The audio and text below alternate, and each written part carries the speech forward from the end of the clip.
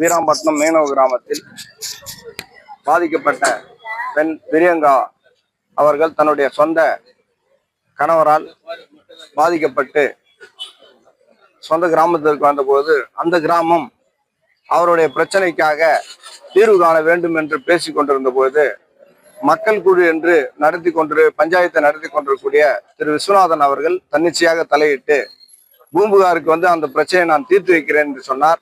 தீர்த்து வைக்கிறேன் என்ற பொருளில் அங்கே வந்தவர் அங்கே சுருக்கு மடி வலை என்ற சட்டவிரோத வலையின் மூலம் கிடைக்கக்கூடிய பண பரிமாற்றத்தில் அவருக்கு பங்கு தருகிறேன் என்று சொன்ன காரணத்திற்காக பிரியங்கா பிரச்சனையை கைவிட்டு விட்டார்.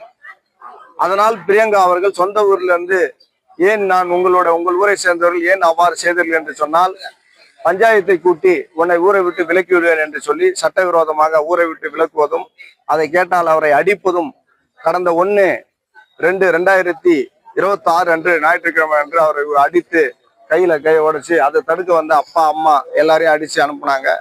இதற்கு 100ல புகார் கொடுத்தோம், காவல்துறையில புகார் கொடுத்தோம், நடவடிக்கை எடுக்கல.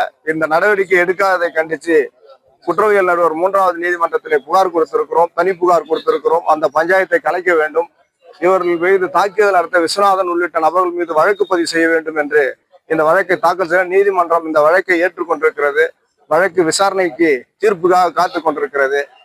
புதுச்சேரி அரசாங்கம், கவர்னர் இது போன்ற மக்கள் விரோத சட்டவிரோதமாக சட்டத்திற்கு சவால் விடக்கூடிய செயல்படக்கூடிய அந்த மக்கள் பஞ்சாயத்து என்பதை கலைக்கப்பட வேண்டும். சட்டத்தின் செயல்பாட்டை சம்பந்தப்பட்ட கிராமங்களிலே செயல்படுத்த வேண்டும் என்று கேட்டுக்கொள்கிறேன்.